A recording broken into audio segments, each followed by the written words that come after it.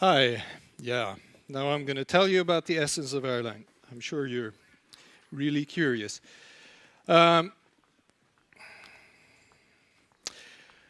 I'm going to tell you a little bit, very briefly, what Genivi is. You're probably not going to be able to read all of it, but you can look at the slides later, and what RVI is. And then I'm going to get into the interesting stuff. Genivi, I think, stands for generic in-vehicle infotainment. It's an alliance of car manufacturers where basically where the auto industry is at right now is that there's no mystery about building a car anymore, at least not to them. All the characteristics, everything is known at the drawing board, and it's very hard to distinguish yourself by building a better car than anybody else. It's a price-performance decision. The competition where you try to differentiate yourself now is in the user experience in the car, which is a ton of software. And they have realized that in order to pull this off, they have to work together on the about 80 to 90% of the software that is generic and make that open source and then compete on the remaining 15 to 20%. So you find a lot of leading car manufacturers in this alliance, and they're building a bunch of different components. They're addressing security, networking, navigation software, multimedia, all kinds of stuff. So RVI is one of the components in this, and it stands for Remote Vehicle Interaction. So this is actually the part of it is a transport component, just connecting and authenticating, authorizing users or devices. And then we're building stuff on top. We're building demos on how to, for example, control different aspects of the car. Often in the demos, it's kind of like unlock the car or control the climate system in the car, which is surprisingly useful, but primarily a very simple demo. And SOTA is software over the air. So when you have actually millions of lines of code running in the car, you have to be able to update it over the air. So we're also building tools for that. And we are also now cooperating with W3C, and trying to extend this into, especially use RVI also for other Internet of Things applications. So there's nothing actually in RVI that is car specific. So typically it would look like this. We connect different devices, mobile devices, vehicles, or cloud applications over TLS, and then attach different services to it. So, for example, in an unlock application, I'm going reasonably quickly here because this is just an introduction. You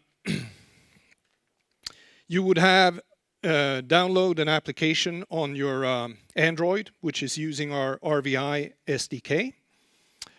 And there you can have an app, for example, for locking, unlocking the car. Either you own the car, or you have been given a certificate and credentials by the car owner, so you can borrow a car over the weekend or something like that. You walk up to the car,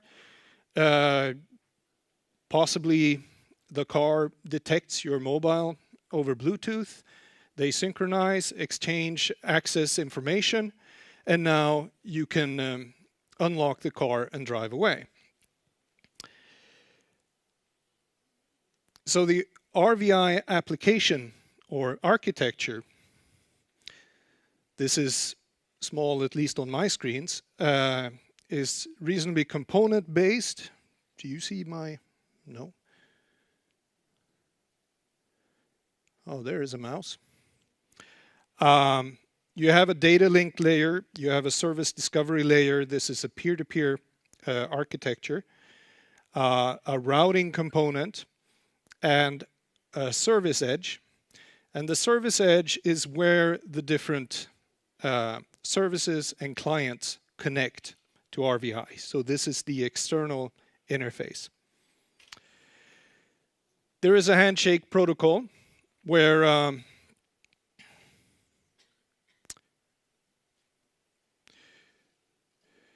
you first connect, you do a standard TLS upgrade using standard TLS certificates, and then you exchange what we call authorization messages that also contain signed and verifiable access control lists that tell the other party which services I'm authorized to invoke, and also which services service calls I'm authorized to receive. And all these are signed by a trusted entity so that trust can be established. The other side knows that these credentials belong to you and that they haven't been tampered with. So once trust is established, you exchange service announcement messages. So you tell the other party which services you provide. So that could be, for example, the lock-unlock service. The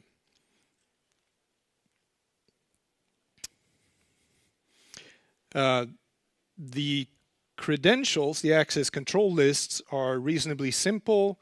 You have patterns, right to invoke, right to receive, and here you just do prefix pattern matching, MQTT style, if you know what that, if you're familiar with that.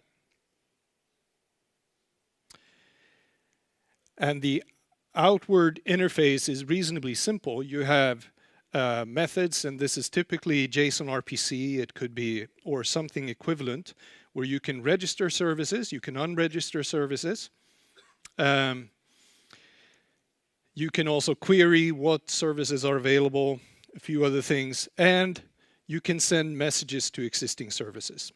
And at the core, this is asynchronous. And you also get some notifications, like when services become available, when they drop out. And so now I did the RVI architecture is entirely asynchronous. So when you send a message to invoke another service, that dispatch is not just asynchronous, it's also store and forward, because this is designed to communicate with devices that may or may not be online at the time when you're trying to talk to them.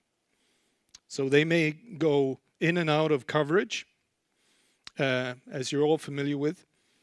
So you can't really know that your service invocation will reach the target immediately, or exactly which transport it will be delivered on. So that is the routing component that deals with that.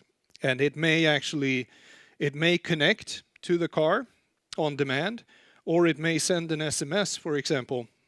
This is not implemented yet, but that would be one way to solve it.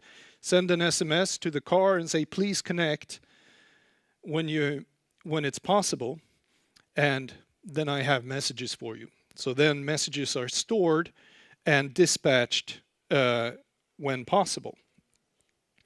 Now, we get to the problem. If you're going to write applications for this type of framework, you really often want to have a synchronous dialogue with a service. We have a couple of things that we need to provide in the RVI architecture. For example, storing and revoking certificates, adding new service or resources to the system, and also querying different services, you expect to get a reply. You don't just want to get an okay saying, well, you're all familiar with this if you're working with Erlang, the send and pray semantics. That's essentially what we have right now, or at the core. So you want to be able to do synchronous dialogues with the service.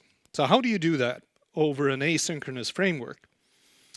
You could, for example, pass a reply URL to the service, but then you have to either start a web server and handle, or basically open a port and be prepared to receive a reply and match it to the question that you sent.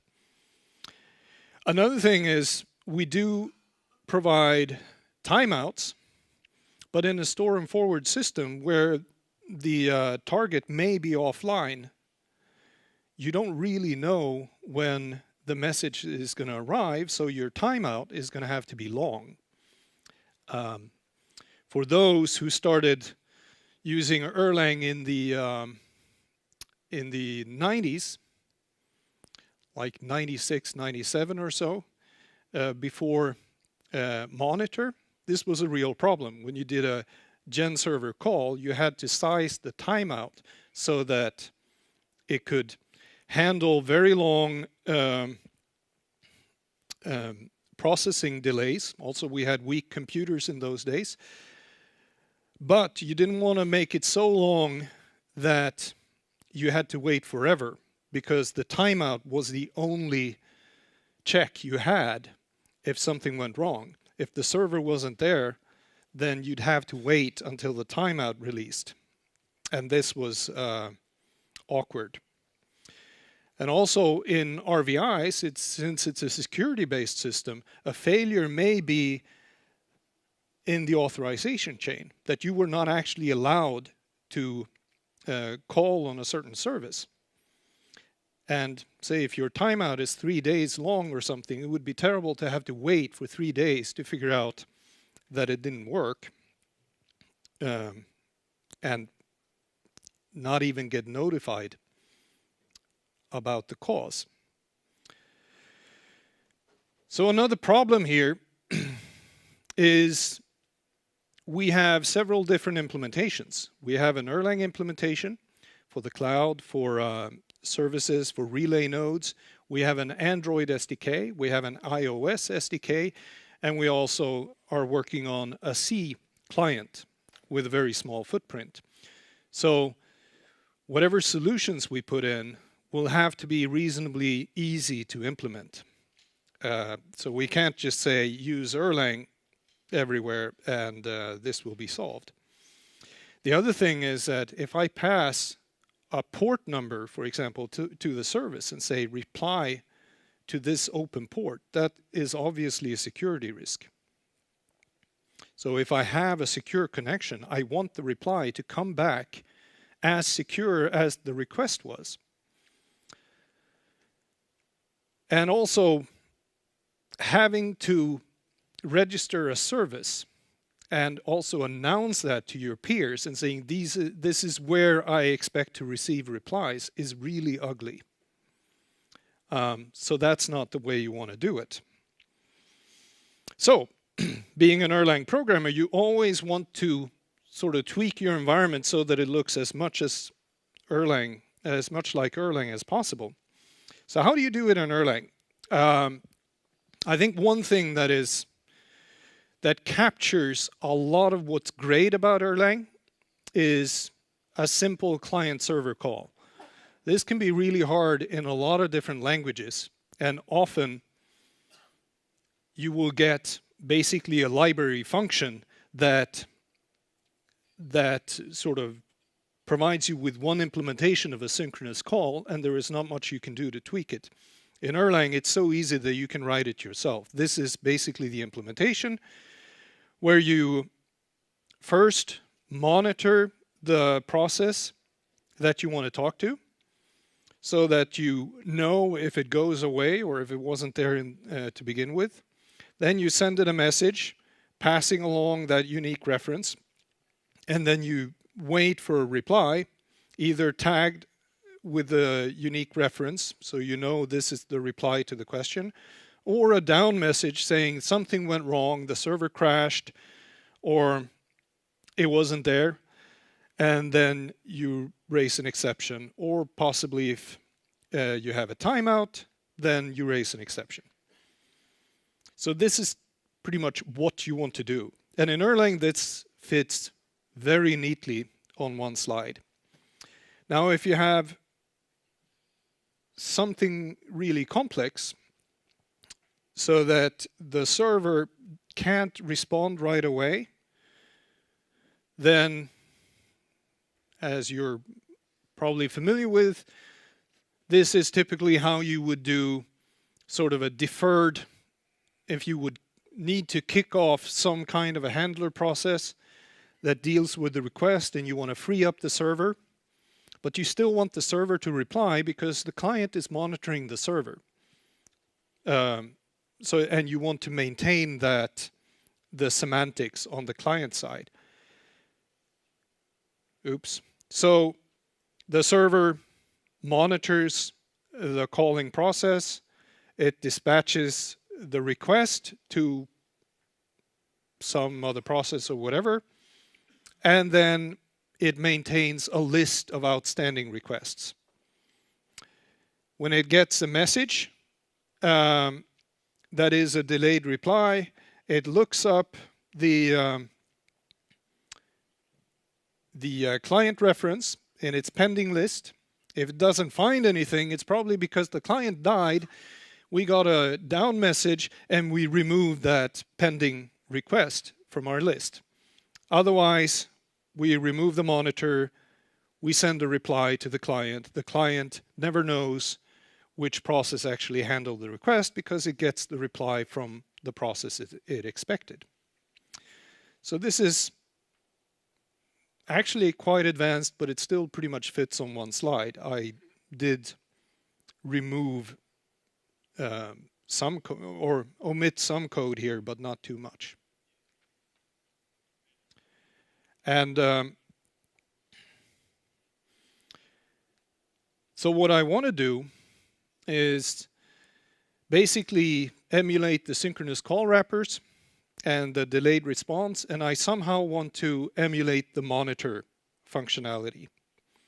And surprisingly, when you're debating this with people who haven't experienced Erlang, and you say, well, we want synchronous, we want to be able to do synchronous invocations. And they say, no, it's an asynchronous framework. And being an Erlang program, you say, so that's typically what you want to base it on, right?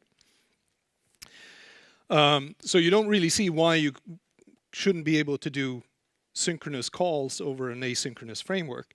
But with RVI, you do have some things that complicate matters. First of all, you have the security aspect, which is different from Erlang. The store and forward, which makes monitor a little bit tricky. Because obviously, if the car goes offline, you don't want to get a down message saying, I don't have any connection with the car. Because that doesn't necessarily mean that the request isn't going to get there. And also, we want to support multinode relay, which is a little bit special. So this is how we're trying to approach it. MQTT is another messaging system. It has a syntax that we're reusing for service names. You have a domain name, and then you have slash, and then basically a hierarchy, different components.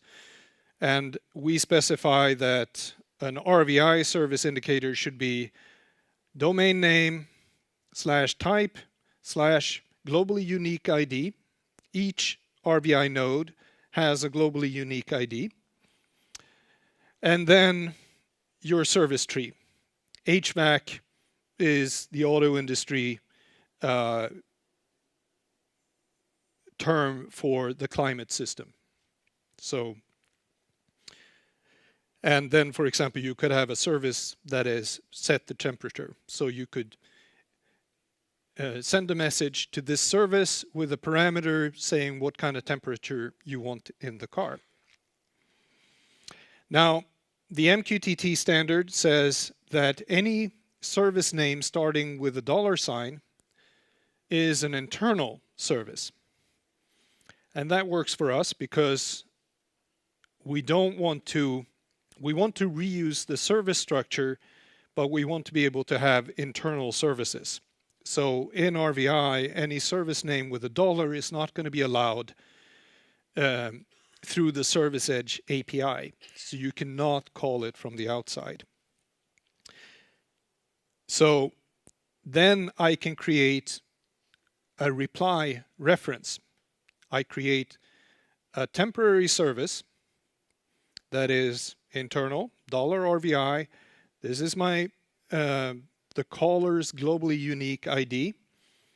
And here is a service tree, which is, it's a reply, and then I create a unique reference. So the client using JSON RPC calls the message method and adds a parameter reply, true or false. Reply false is the default, so if you don't add the reply parameter, then it's going to be an asynchronous request. If it's true, RVI will create a temporary internal reply service, which will be the target for the reply message.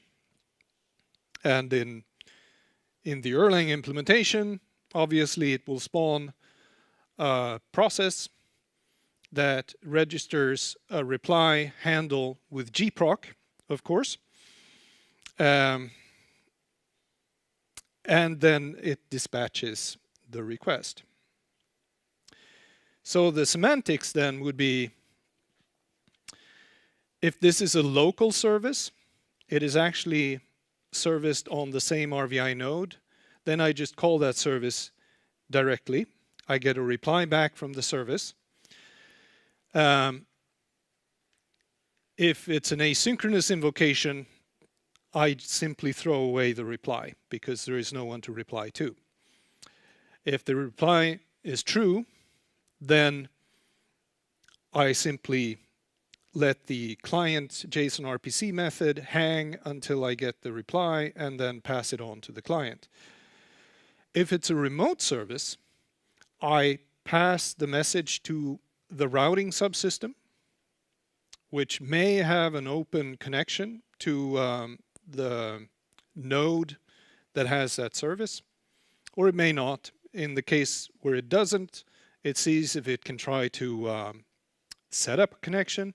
If it can't, it will just put it in the routing queue until either a timeout is released or triggers, or it becomes possible to route it. So, and the remote node, when it invokes a service and gets a reply back, and it has, did I mention that? No, I didn't. You actually, I'm going to mention that later, or I'm going to mention it now. You include the reply tag in the message. So you pass it to another node, it finds out where to route the reply back. Now for monitors, we want to do that in a way that is reasonably cheap in terms of messages and works across implementations. So we've added what we call an RVI event service. And it basically logs, it's kind of like syslog. It logs significant events. You can request or query this log with regex pattern matches. And it has a severity indicator where 0 is just an info event, 1 is a success. So in the example here, authorization succeeded, which is fine. 2 is a warning, and for this purpose we don't really care about that. But if 3 means an error, means that we stop here, authorization didn't go through, for example, I'm not going to dispatch this any further. So the way this will work is that if there is a reply handle included in the message and there is a level 3 event in the RVI log, it will create a reply message and send that back to the reply handle.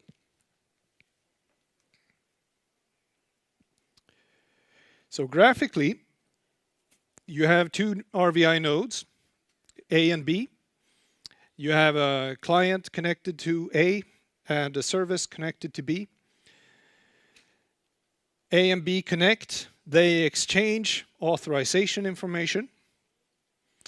And then if that goes through, they exchange service information. A doesn't have any active services.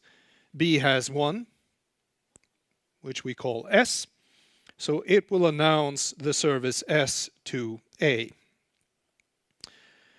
Now, if the client wants to invoke the service S synchronously, and this is just made up syntax to fit on the slide, it calls on the service edge, adding or including a sync true option. And the service edge on A creates this temporary reply service, SX.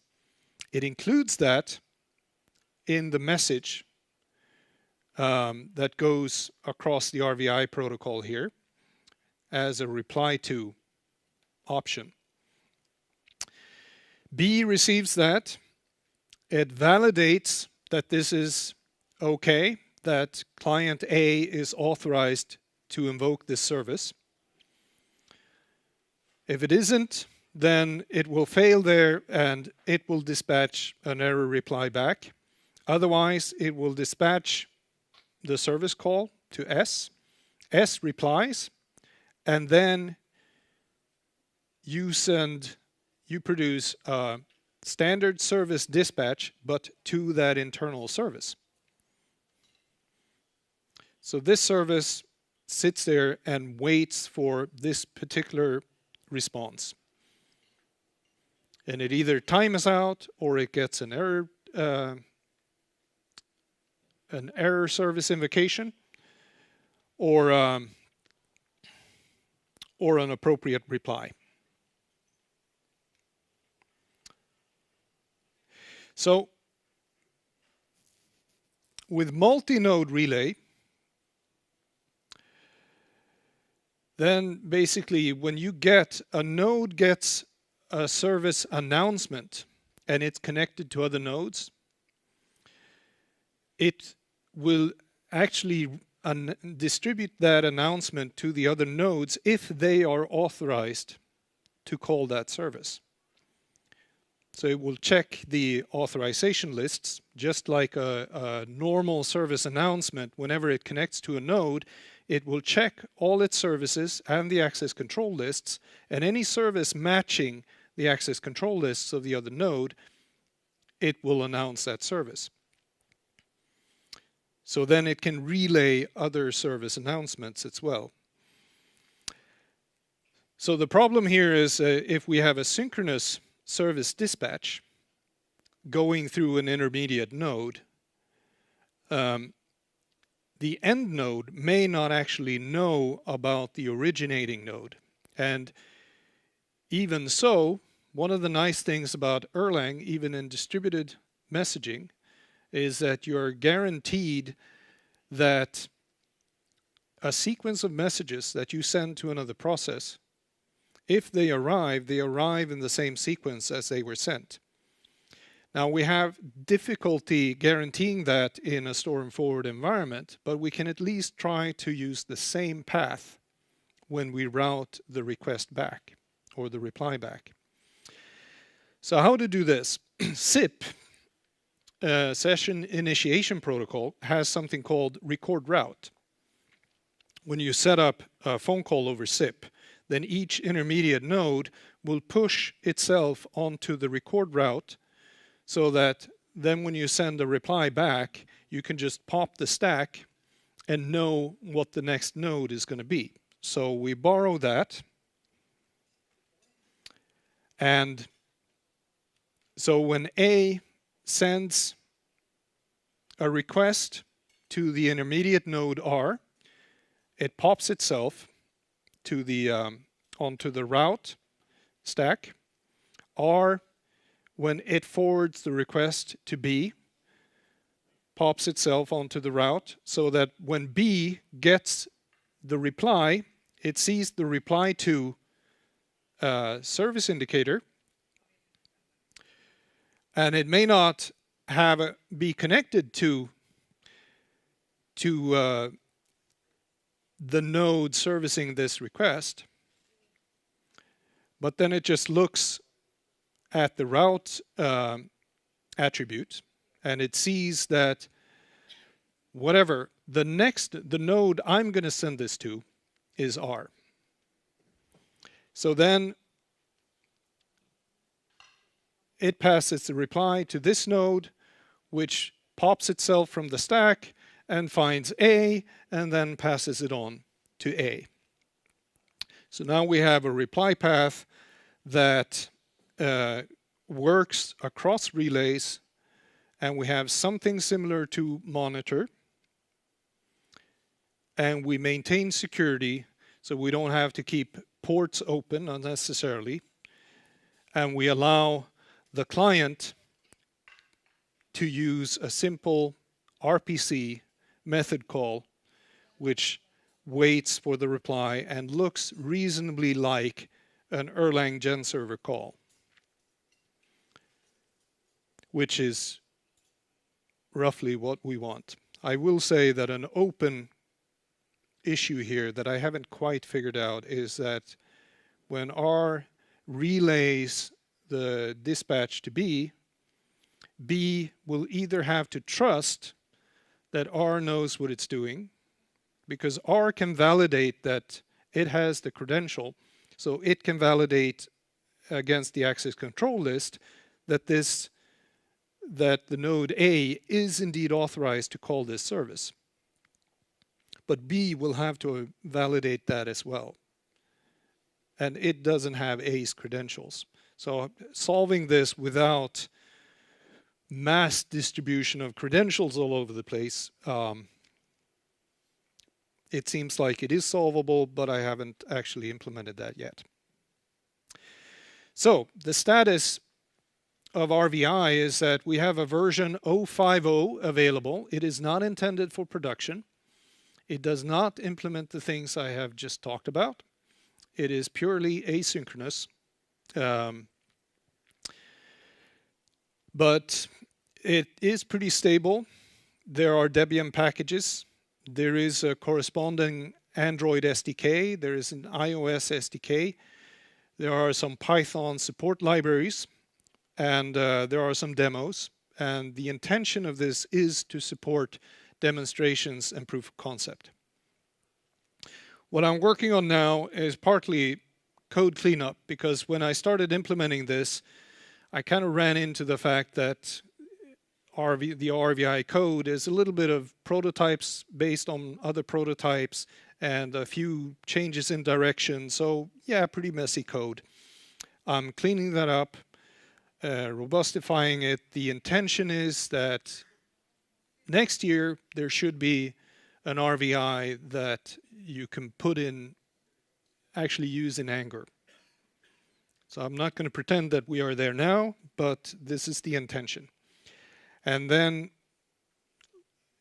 later this year, not too far from now, I should have a working and reasonably stable version of these synchronous RPC wrappers, multinode message relay, and also delegated provisioning authority. so that the owner of a car, for example, can be authorized to produce its own credentials, authorizing access to a subset of the services available. And also a C client with very small footprint. So that is what we are working on now, that we intend to publish within the near future.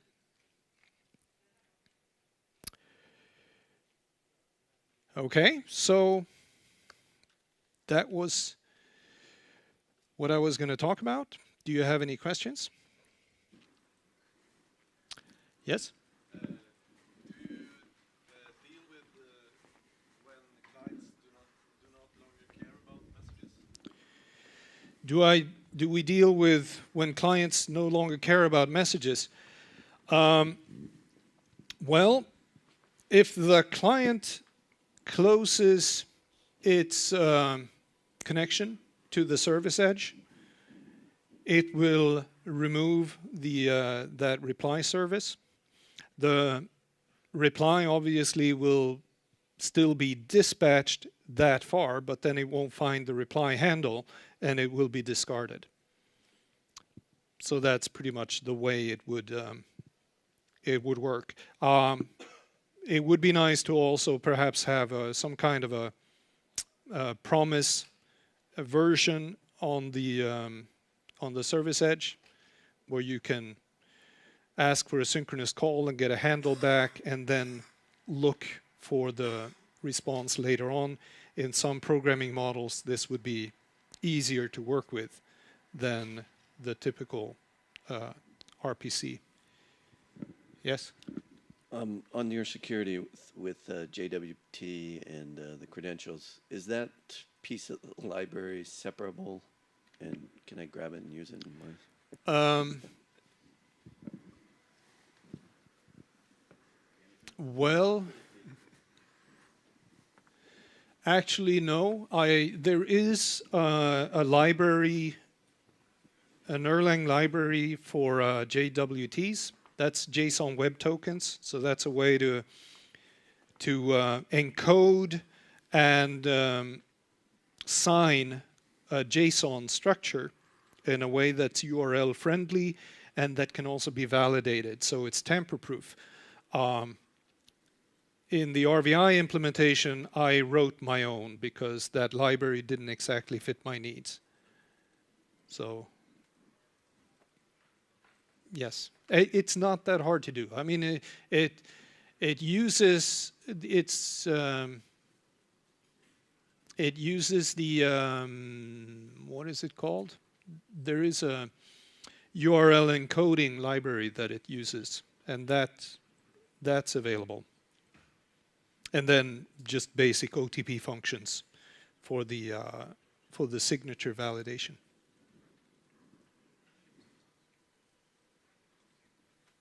Any other?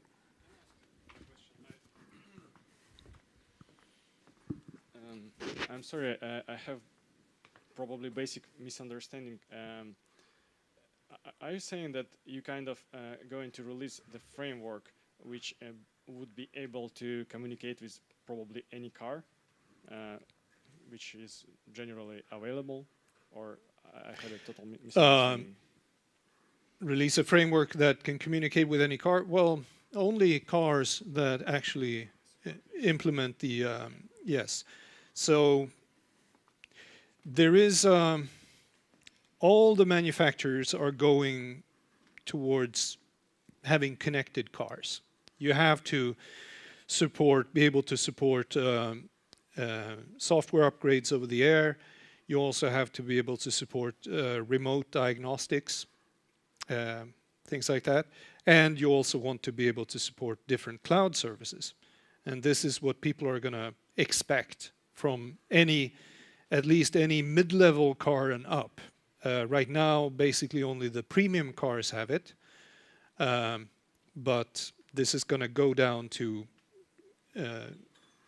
become available in most cars in the near future. And then, so this is sort of this currently the standard track within Genivi that is intended to be the standard component in the Genivi framework. Now, that doesn't mean that all manufacturers are going to be using it. Some of the manufacturers that already have connected car implementations, which are just about all of them in the premium segment, they have their own implementations today. And so we'll see how quickly they start adopting this framework. And even if I know anything about how that is going, I'm not authorized to say, which means I know something. So you're not authorized to say if any car manufacturer is actually using this? No, I'm not. Well, I mean, if they are not saying, and I happen to know, obviously, I'm not saying. So. Okay, any other question? Let's thank the speaker and go for lunch. Okay, thank you.